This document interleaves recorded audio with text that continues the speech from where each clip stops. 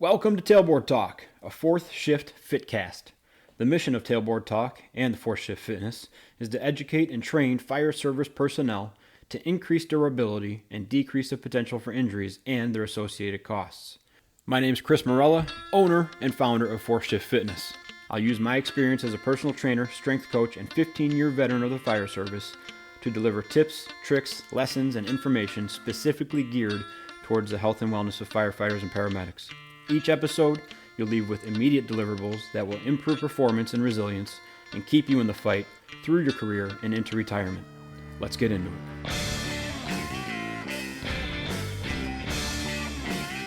We're recording now.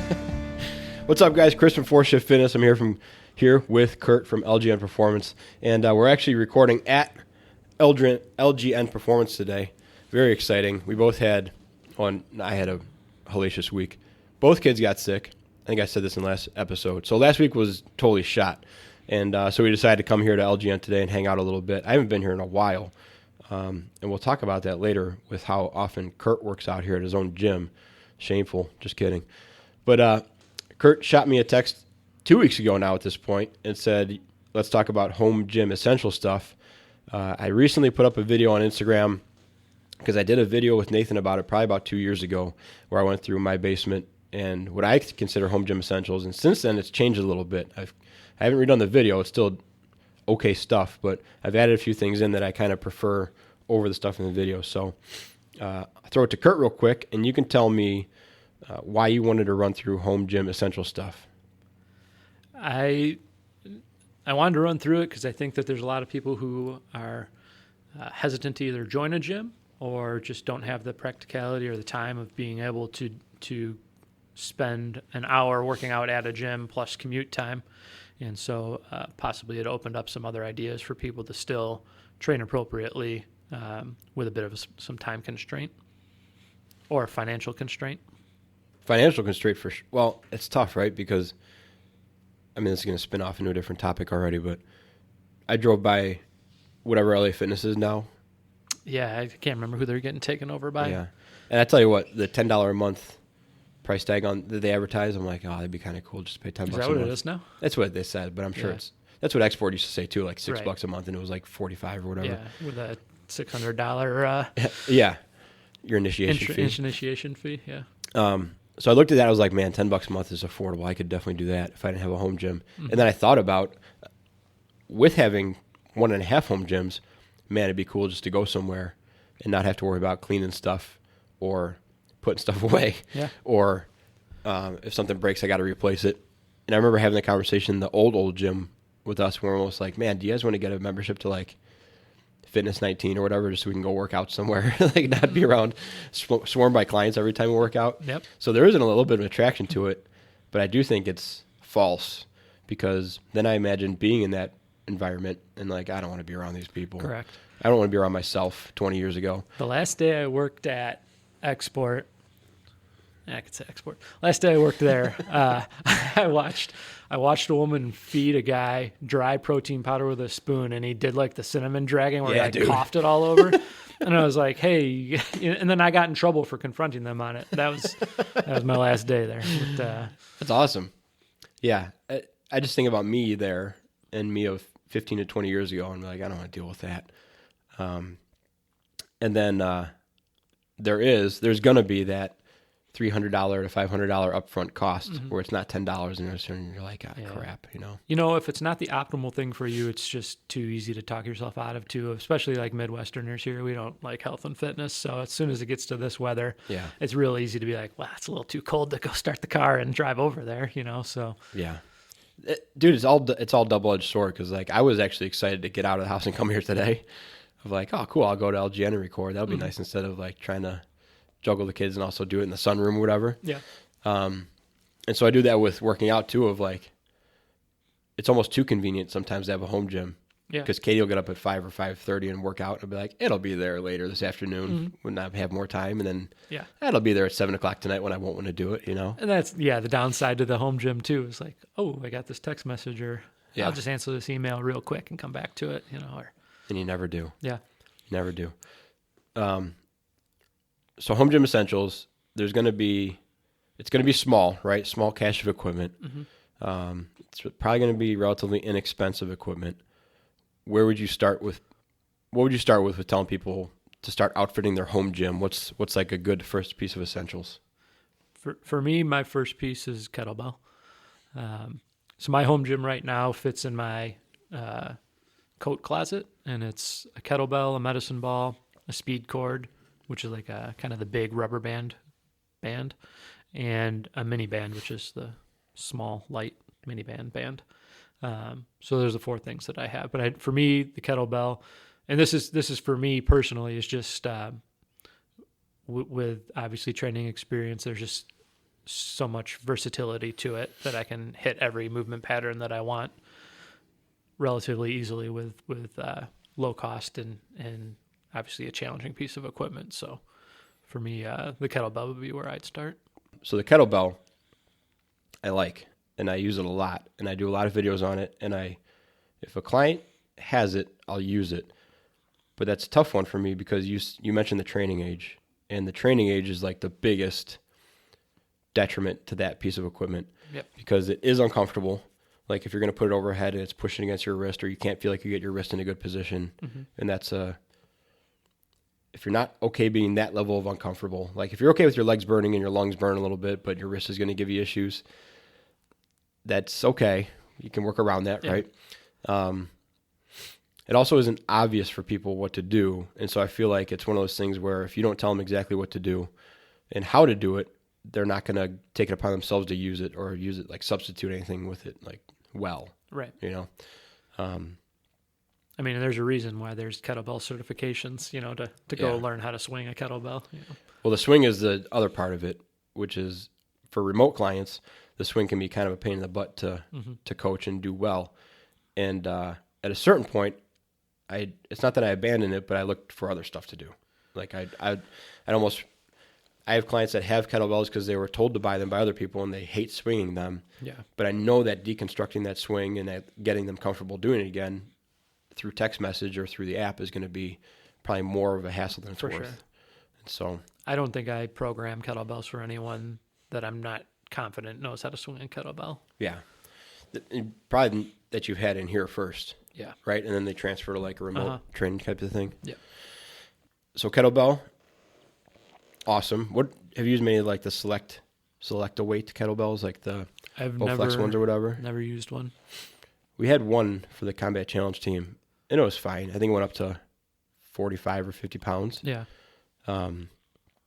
It was more secure than I thought looking at it, because it actually ends up being, I think the way it was you put the weights on a sleeve, and you take this long, like 4 or 5 inch screw, basically, right, and you thread it all the way in. Like, yeah, it goes super far in, so it's going to be a lot to back that thing out. Right. So it was better than I thought.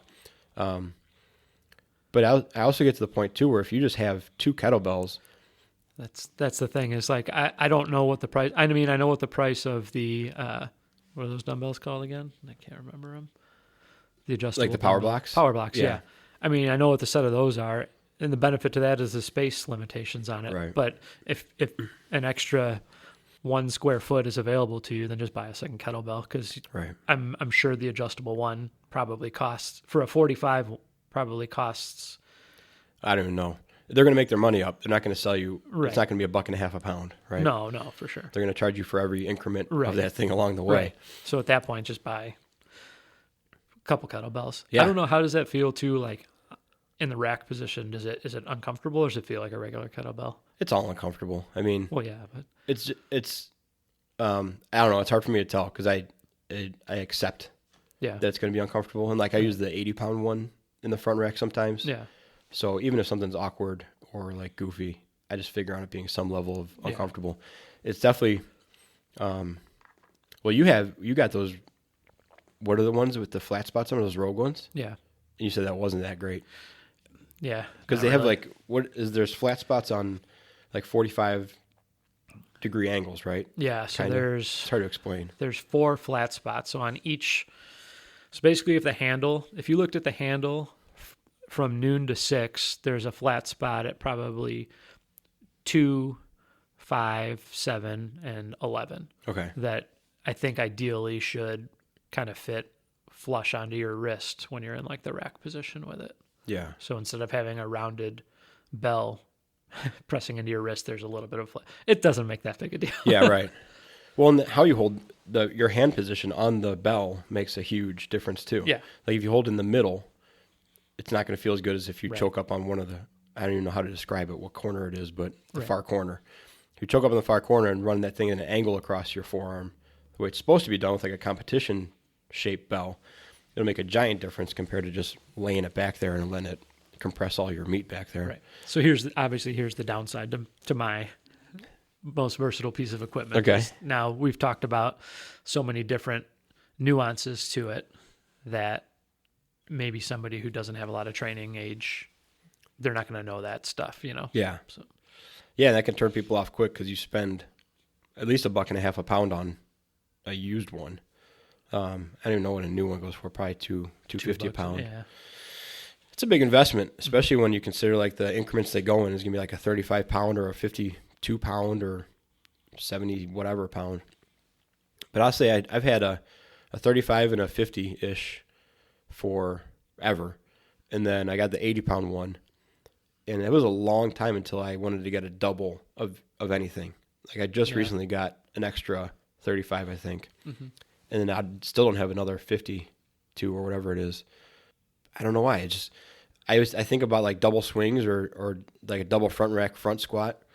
And I'd rather use the 80 on one side or 80 in a goblet position than like 100 pounds evenly distributed. I think you just got to be really committed to kettlebells at that point, and rich to load up on doubles of them. Because, with any pressing, most of the time I like single arm variations anyways of pressing movements. So, yeah, unless you're looking at doing like a double dumbbell front rack thing, it's, load it up in a goblet, or for me, single-sided is better anyways. But well, then I always go back to carries too. Like, oh, it'd be cool to have two 53-pound ones to carry, and you're like, I'll just pick up a weight. Just shut up and carry something. Right. Like, you start to get a little too cute that's with the thing it. Is like we get into this thing of like, well, what you can work out 7 times a week that you need this much versatility. It's like come back to the real world. Did you say 2 times a week? Yeah. And one of them's going to be kind of half-assed? Right. Yeah, exactly. I will.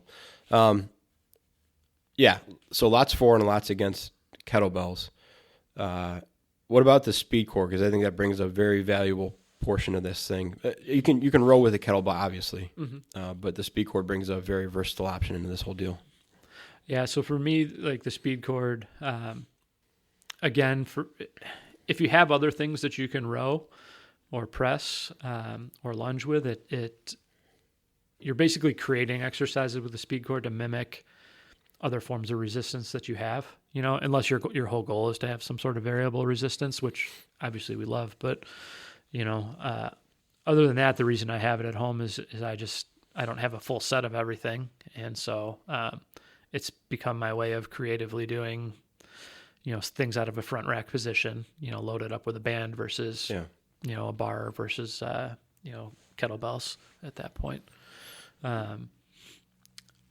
The downside to it again is the anchor point issue of what you're going to hook it to and how creative you're going to be. And so if you're willing to be kind of janky with stuff, then it ends up working, but sometimes you got to think about it before you as to how you're going to set something up to actually use it to mimic using another form of resistance. So rows and presses, probably the most dangerous thing you can do with it, right? Yeah, so for me, for a row, most of the time I end up doing a bent over version where I just step on it and then row with it. Yeah. You can do them seated too, or you just kind of hook it around your foot. Obviously, you potentially run into the reverse slingshot there. But finding anything else in your house readily available to row off of. Yeah. You just don't have that many available anchor points that are going to be. No, I'm thinking like doorknobs, like railings. Like going upstairs, Yeah, risky at that point. There's not much. Unless you're in the basement and you got an exposed, column. Yeah. Yeah, we use our support column for a lot of band stuff and the squat rack for a lot of band stuff, but that gets away from.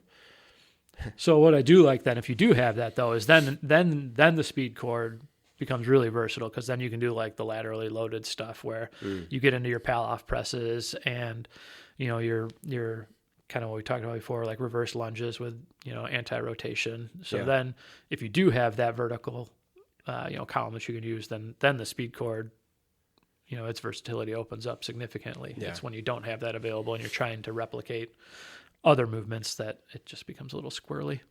Do you think if you just had those two things, you'd be pretty set? The Oh, yeah. kettlebell and the speed cord. Yeah. What else do you have? Oh, medicine ball. Medicine ball. Yeah, the medicine ball, it gives you a pretty light weight that you can move in different planes of motion, mostly transverse, with being able to kind of go 3D with it. You can augment push-ups with it. You can, do overspeed squat jumps and things along those lines that just gives you a little more resistance than body weight to do. Yeah. Again, we're looking at a small footprint and $20, is the other thing. It's the amount of things that you can add to do with it for $20 in a reasonable amount of space is, to me, it's worth the investment. What weight of the medicine ball do you use? We have a 4 and an 8 at home right now. I think that's probably the most surprising thing is it doesn't take a ton. No. I think a lot of people look for 20. One of my least favorite things here is when people grab.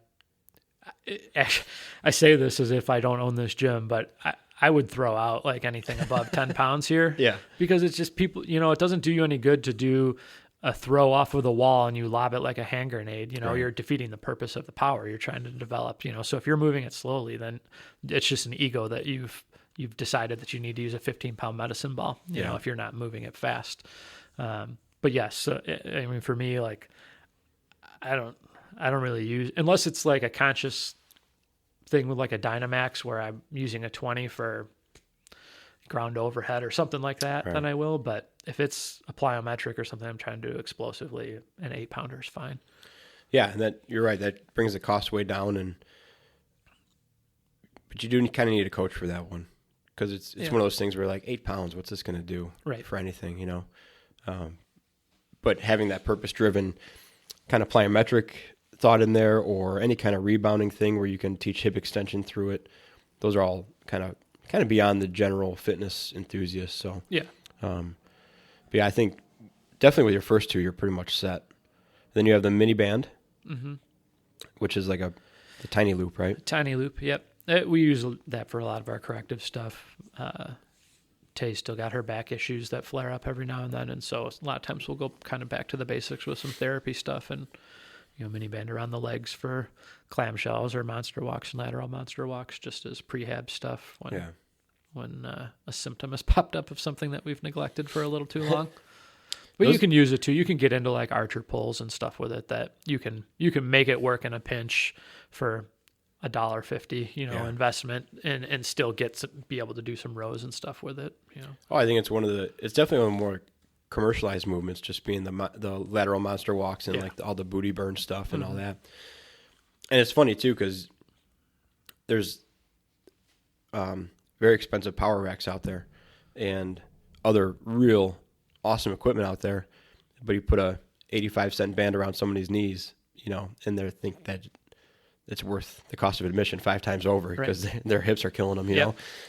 It's one of those cool things. So that's actually, I think that's in the video I posted, but it's perfect for a home gym because it's, you can buy a set of them for $10, and if you know what you're doing, or even if you don't, you can get a pretty nasty feeling out of it. It's funny here because I would say the things that elicit the most complaints in a good way are mini bands or things that we do with like 2.5-pound plates, scaptions and stuff like that, and it's like people will go back squat, whatever, but almost everybody without a doubt will do a set of lateral monster walks with a mini band and do that, like stand up and like, ooh, gonna feel that one tomorrow. Dude, I just did like a Silver Surfer bent over rear Delphi today. And I was like, I'm feeling pretty strong. I'll grab like the 25s, And within, so it was 8 off each leg. And the first set, I was like, this is going to be bad. And then I switched legs and went at it. I got like 3 or 4 in. I was like, I suck. And so I had to go down to like the 20s and then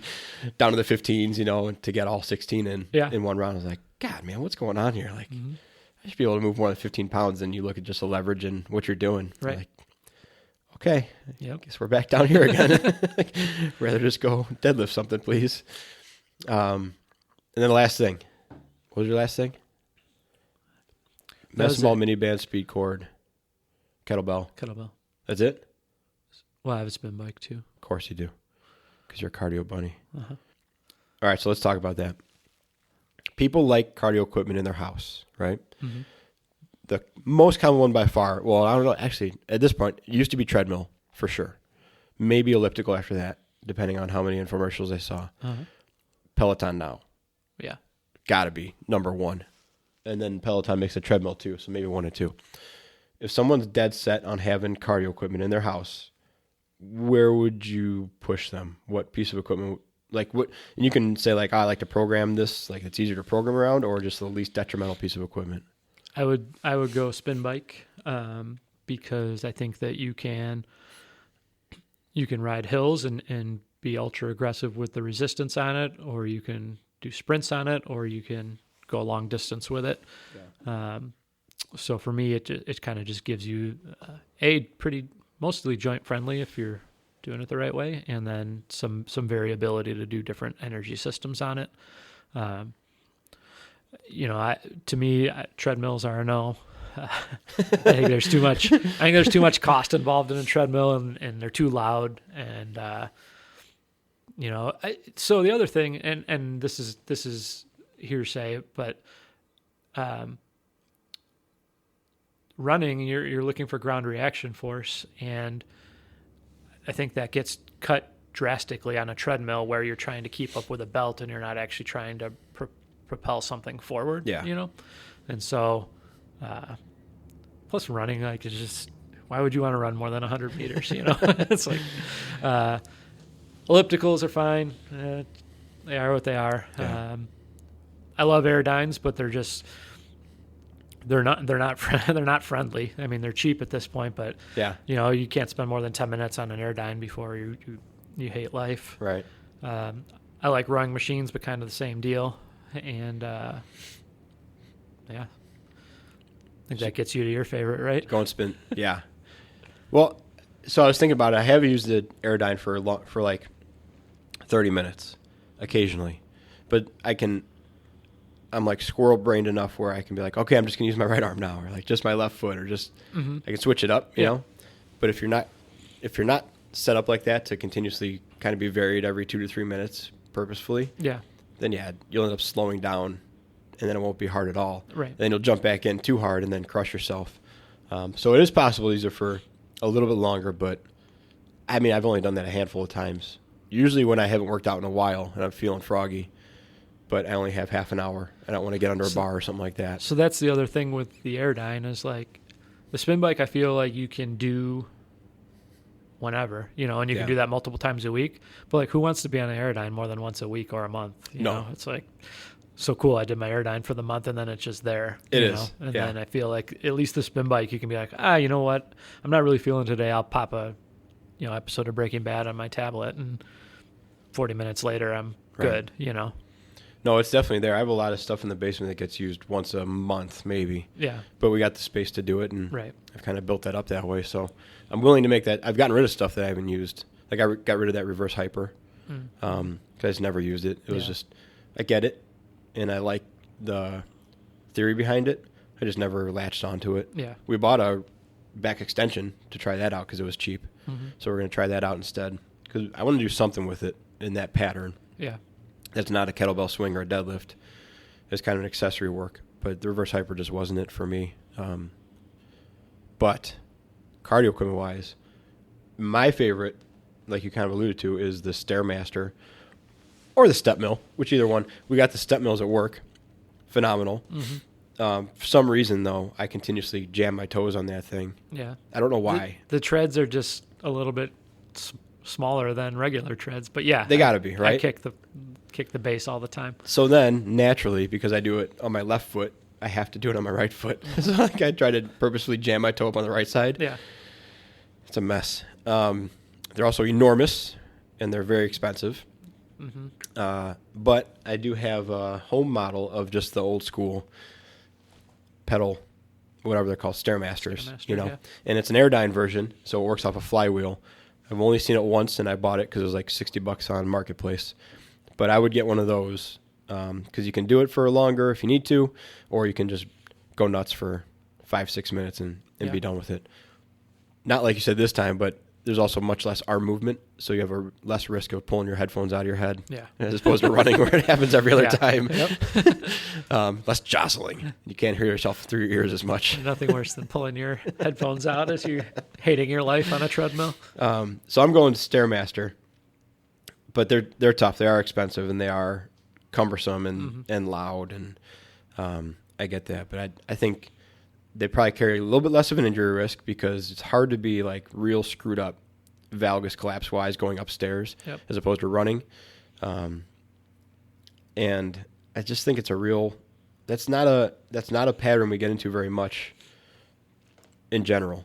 Like going up 13 stairs from your basement to your first floor or whatever. Yeah. It's great. You can do that or limp up that once or twice. But to get in that pattern that's out of our regular just walking gait and start to have to actually lift yourself up or push something down away from you I think that's hugely valuable. I've been, not that it counts towards like a good workout, but I've been more sore on the days after I've either put a vest on or just done the Stairmaster for half an hour.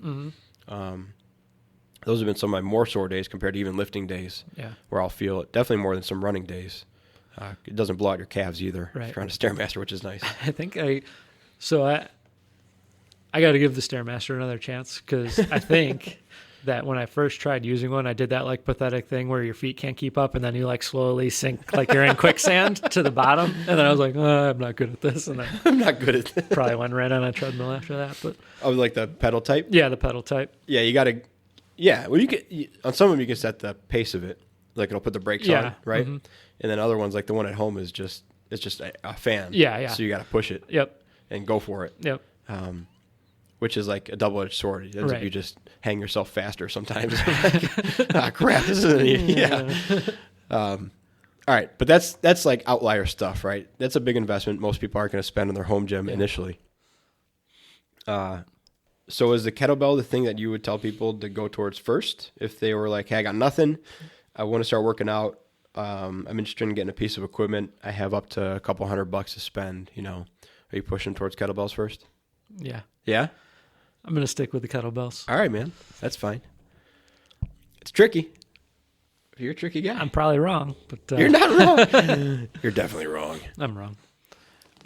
I think that for the investment dollar-wise, there's just enough, without doing the swing, there's enough things that you can do with it to make it worth the investment in as a pretty novice piece of equipment without having to get into the coaching laden movements that you do with the kettlebell. Yeah. So I think I only have two because I keep going back to it. I keep waiting for something else to pop in my head, but nothing's really like at all is popping in my head. One is and they're both different.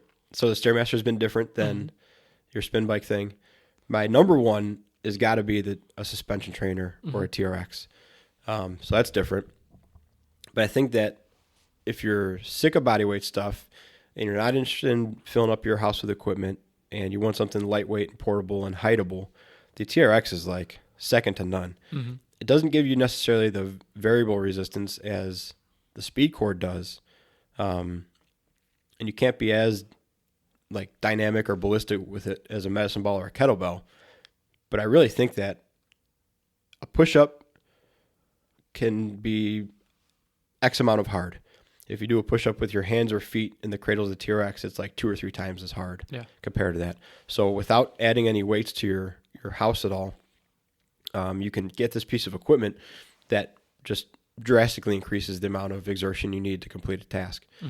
The other part is, too, you can jam it into a pillowcase and hide under the bed, So TRX, I think, is my number one, or a suspension trainer, is my number one home gym essential.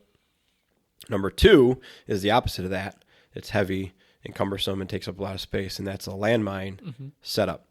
And specifically landmine setup. Like people always go for the bench or the squat rack first, and I think that's a big mistake because it's expensive and it's all heavy, and you need some place to put it, usually dedicated because you're not going to break down a squat rack and like put it away when you're done with it. A landmine setup is a bar, so it's 7 feet or so, and then half the amount of weights you need for like a back squat setup because you're only loading one side of the bar And to be honest, even if you get 150 pounds of weights, 150 pounds of weights in a goblet or a front squat on a landmine is going to feel like you're holding the earth in your hands. It's going to feel really, really heavy. And 150 pounds is too much to row with one arm, typically, with a landmine setup. Probably too much to like push press overhead with a single arm in a landmine setup, unless you're really digging in. So you have almost too much weight for you to handle, an extra point of stability, and a cool little strength arc thing that takes a little bit of pressure off your joints at the top. And push comes to shove, it's a 7-foot bar that you can roll into the bed or in the corner, and 5 to 7 weight plates of varying sizes that you can kind of shove in the corner too. Mm-hmm. But with that, you replace an entire set of dumbbells and a squat rack, basically. Yeah. Right? And then you can buy just infinite attachments for the end of that thing. Like I have the Viking attachment, the Viking press attachments. You can double arm press stuff and like double arm RDL, a landmine setup, and row it. So I think those are my top 2, suspension trainer and landmine setup. And with that, the sky's the limit, kind of, I feel like. I think if you combined them, they'd be a pretty sick home gym, right? Well, I tell you, there's been times I've not I've not hooked the TRX onto the landmine, but I'm willing. Hooked onto a sled. I've used like an old towel for a landmine to row with, right? Yeah. Maybe the TRX would be better. So I think I sent you a video of us doing the speed cord row with the landmine. That one's fun. Oh, geez. So you load up the landmine, then you wrap a speed cord so you have a loop on each side, and then you try and row without bouncing, without the weight undulating. Super hard. It sounds very hard. Would you? So I guess in this setup, I'm kind of building in my mind the weights that are on it, and it gives you, it's like you buy a half set of weights. I'm imagining like 2 2.5s, 2 5s, 2 10s, and a couple 45s, right? Like 2 45s. That would be way more than enough. That'd be way more than enough. But that, like in my mind, that gives me 2 10-pound weights to do stuff with also, and 2 2.5 and 2 5s to do stuff with. So I guess I'm kind of cheating with that one, but that would be a full set of weights. You can definitely get away with half that. Yeah. For as much stuff as I have in my basement, I go back to those 2 things. You could get away with half of those for sure. You'd have probably trouble finding them sold in half sets, but that's the other beauty though. So that's the other beauty is you can go on Marketplace or Craigslist and buy and look for 1s and 2s. Yeah. You know, you can look for 1 45-pound bumper plate. Yeah, which is strangely available. If you get a half, it's what, 60, 70, 75, so 80 pounds on the end of a landmine. You can do a lot with, plus a 45-pound bar. That's pretty good. Yeah, you could. That's pretty good. And I don't know for what reason this ever happens, but I've seen so many single 45-pound weight plates in like 35s and 25s being sold. Yeah. I don't know. It's not all landmine people. Yeah. I don't know what happens to these, but there's so many mismatched sets and like scab together sets that you can buy them 1s and 2s. It's probably someone's thing they kept in their car like during the winter or something like that. Traction. Yeah. So yeah, suspension trainer, landmine, and Stairmaster, and I'm all done. Yeah. You'll notice that with both of our selections, there's a supreme lack of pressing, like bench press. No, options. you got bench you can press overhead sure. press, but there's like no bench press. Yeah. You can do a TRX chest press or fly, you know, and I guess you could do a floor press with the landmine. Yeah. But we're naturally both going towards the hinge and squat. Yeah, for sure. And overhead press options. Yep. It might be severely disappointing for some people. Let's just get it. So stupid. I'd rather do a push-up and bench press the world. Does that work? What else do you want to add to home gym essential stuff? Covered a lot of ground. I think we did. I think I was just trying to attack it from I was trying to add up the dollar amount in my head, and I think my setup is probably under $100. I want to say depends on the kettlebell. Probably that's going to be the big ticket item. All right, so for sure it's under $200. So yeah. you can for me I can have kind of infinite workouts for that. Yeah. And then my space, like I said, it fits in our coat closet. So it takes up a very small footprint. And that's just out of necessity right now. If I had a room in my house or a garage that I could do a home gym in, it would be different than what I have currently. But yeah, but that's just where I'm at with kind of space saving functionality needs of it right now. I bet you keep going back to those things too, though.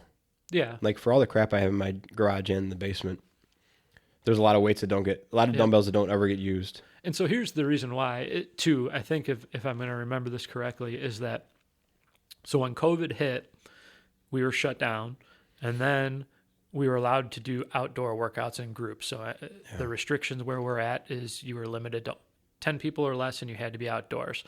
So then it was like, okay, well, what equipment can I shuttle outside to our parking lot and have a lot of diversity of people, do diversity of movements with the equipment with minimal equipment. And you had to you couldn't share equipment either, right? You couldn't share equipment either, yeah. So that turned into a band, a kettlebell, a medicine ball, right? And your body weight. And so we did that in the parking lot. And to be honest, like I loved it because it was a new challenge of programming. Yeah. And so then as I stopped working out at my own gym, I had all these workouts that I had started creating for our parking lot workouts, and then that just naturally transitioned into my home gym at that point. And I was never a home gym person. I hated working out at home until COVID hit, and I was kind of forced to. And so then, and that's kind of where it turned into, is now I'm only a home gym person. Yeah. Or an at work person, but yeah,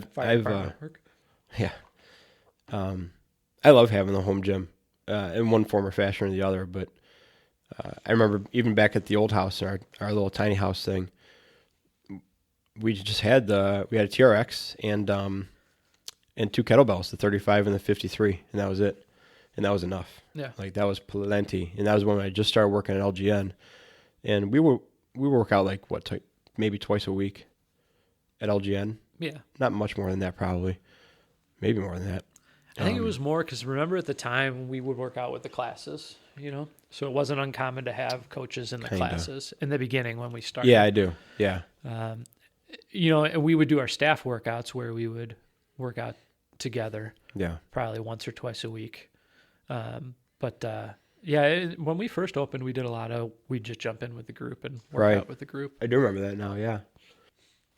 Very specific groups we would jump in with. Yes. I remember that more. There's a lot of filtering. Yeah. The simplicity of the whole thing is crazy. And then you keep going back to those same things over and over again.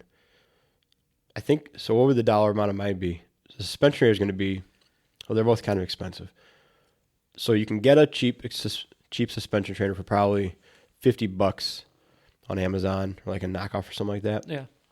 Got to be careful. I bought a cheap one for $15. That's $15, and it doesn't adjust, and it's kind of not great. I mean, it's $15, so you get what you pay for, I guess, right? But the TRX is probably $150, $170, right? Uh-huh. And then there's the Jungle Gym XT one, which is around $100. It's always on sale for like $100. So that's going to be kind of expensive depending on what you want to do. The landmine thing, so the most expensive part could be the attachment of the landmine. That's not true. No, I would. No. Well, I was going to say... They're probably all about the same. Yeah, I was going to say that there's a way around that, though, because you can just use like a tennis ball or put a towel in a corner and just jam that thing in the corner, Sketchy, though. Just get the plate. Relatively sketchy. Yeah. There's also a product out that it looks like that. It looks like that fishbowl kind of thing with a collar on it. Uh-huh. It's supposed to be 5 pounds. And there's a rubber boot that goes on the bottom of it that's squared off with one screw through the center of it. Uh-huh. And as you load the thing up, so it goes into a sleeve too. Yeah. As you load it up, it compresses that rubber boot and creates like a base for it. And they got pictures of this thing got videos of it being used with like 90 pounds and above, people doing squats and presses with it. Yeah. And it's in the center of the floor and it's not moving. It's expensive. Yeah, I bet. It's like $150. Okay. But I might check it out. It might be a first quarter purchase of next year. I'd imagine like a full landmine setup, you're $300 at the most. Yeah, you don't need a good bar. No, you just need a bar. Right. You're not looking for a spin or anything like that, right. Or even the knurling on it. Because you're going to hold the collar. Right. So it can be any broomstick you can shove in that thing. So that's probably $100. Maybe $75 to $100, depending on what people want to charge you, which is a bummer because it's the least specific thing. And then I think Olympic plates or even just steel plates are probably still around $2 a pound. Yeah. Like on the marketplace, people are still pretty elevated They're in still there. elevated in it. Yeah. Then you can get some real old janky looking ones for like $1.25 maybe. Yeah. Which is all you need. Again, like you're not looking for competition rubber plates or anything really. Don't forget your one lockjaw clip. You need one. You I could love when people clip up the landmine. Yeah, I was gonna say you could Do I need need clips on this? What are your hands doing? you could need a clip on a landmine if you don't buy a landmine attachment. Yes. You could very quickly need a clip when you flip that thing over towards you, potentially. Or you grab the center of it thinking you're going to be smart, and you realize you're the pivot point. You're now the fulcrum. So, I don't know. Yeah, a couple $100. Yeah. So, definitely more of an investment. But you replace a rack of dumbbells, squat rack, everything. Mm-hmm. Everything. You just can't swing it like a kettlebell. Or can you? No, once. You can swing it once like a kettlebell. All right. Risky arc pattern for the kettlebell. Yeah, it's coming back. Yeah. It's coming back real quick. Anything else? Home gym wise? Got the cost of it. Yours, mine, benefits, detriments. I think we're good. I think so. Cool. All right, guys. If you need anything else, feel free to reach out. fourthshiftfitness@gmail.com or fourthshiftfit. Nope. fourthshiftfit@gmail.com or fourthshiftfitness on social media. Give your contact stuff. At Curt_Hansen or at LGN_performance. Awesome. All right. Talk to you guys soon and be a fourth shifter.